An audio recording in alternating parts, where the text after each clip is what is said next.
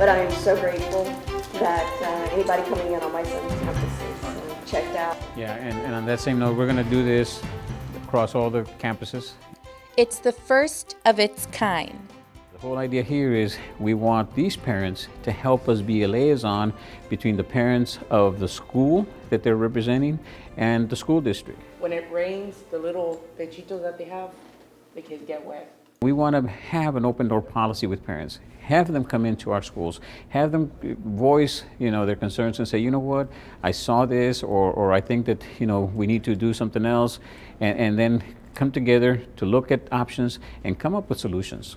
How do we take this information back to our campuses? A parent from each campus was selected by their principal to participate in a parent advisory committee. Members of the committee will meet with the superintendent, Dr. Ruben Alejandro, and his administration on a monthly basis to talk about concerns or share opinions about the school district. If we want to make our students highly competitive, Dr. Alejandro already meets with 2 other committees. They include a superintendent's faculty and student advisory committee. We need to make sure that our students are prepared. For years, Weslaco ISD administration has met with staff to talk about concerns they may have. whatever changes the world brings. When Dr. Alejandro took over as superintendent, he wanted to make sure he had a well-rounded understanding of how the school district operates. He knew what the teachers' opinions and concerns were and decided to broaden his perspective. Based on this, I said, you know what? We need to go ahead and take a look at students. What is, we've got the school, and we got the teachers, but what are the students? What is it that they're saying? What's important to them that we haven't tapped into?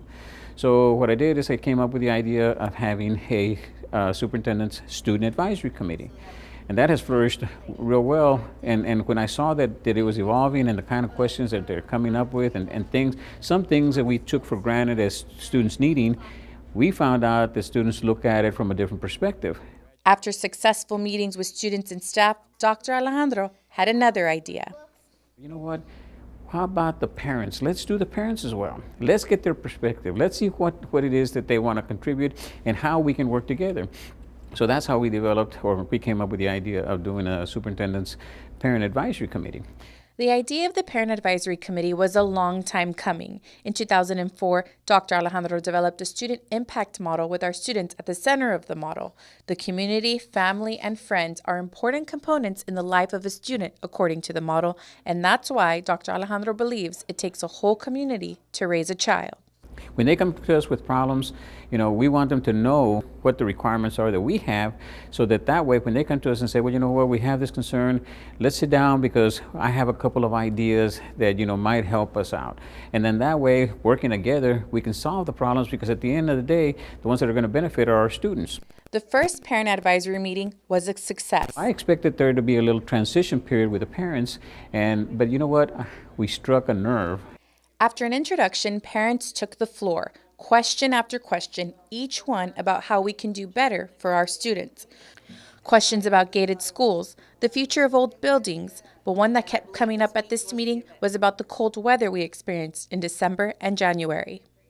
Parents were concerned about procedures administrators were incorporating to make sure their students were kept warm.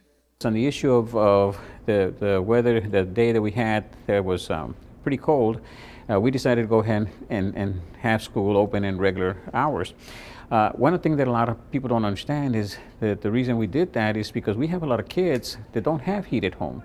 They're much better off in school. So we wanted to get them to school at the regular time. So during the discussion, that came up. Parents in the committee are grateful to have their voices heard and to share their opinions. I'm completely excited that I have that direct link to Dr. Alejandro. I think it's very important, so it's needed. Like I said, sometimes we don't have the opportunity to discuss these things one-on-one with your superintendent of schools, or amongst other parents representing all the schools. So I kind of focus on the schools that my children are going to, but I don't know what's going on in other schools. And they, each school faces different challenges or different opportunities, so we kind of all come together and blend, discuss everything on the table. I think it's a great thing to do. As parents, they say, sometimes the reasoning behind certain decisions made at either the district or campus level is not clear. That's why administrators are able to answer any questions parents may have. Working for the district for a couple of years and doing science fair, judging science fair, I've noticed a lot of different ways that, and a lot of different things that different campuses are run by, and how everything, like you said, some have more funds, some have less funds, depending on how many students are in there, and it's kind of informative. And now I understand why some have this and some don't. Dr. Alejandro said that he was made aware of a situation at the last meeting that he said nobody had ever brought to his attention, that he was going to get on it right away. So that allowed, I think that probably wouldn't have ever come about to him if it wasn't spoken to from a parent. And sometimes, you know, us as parents, we're not just going to pick up the phone and call our superintendent and say, hey, I think you should know about this. So sitting here, you know, behind closed doors and having that opportunity, more things are going to be brought up. So I think it's a good thing. Parents attending the meetings know they are liaisons for their children's school. They understand it's their duty to represent for all parents in the community. Dr. Alejandro's hope is that the parents pass on the information they learned at the advisory meetings, at PTO meetings, social gatherings, and with their friends. Don't ever be afraid to ask questions. These are our children. And if you sit back and you're idle and watch these formidable years go by and never have pursued anything, any questions that you may have, you don't want to regret it later on, because these are our future. These are our children, and we owe it to them to be liaisons for them also with the school. I think it's very convenient, and it's very reassuring as a parent that we have a superintendent that actually cares and gives up time from his day, because I'm sorry, by 4 o'clock I'm done. But he's there and he's dedicated, and he's actually showing that he cares about his students and the schools and the teachers and everything else that has to do with the school district. The idea for all three committees is to form a partnership with the community, starting with the parents.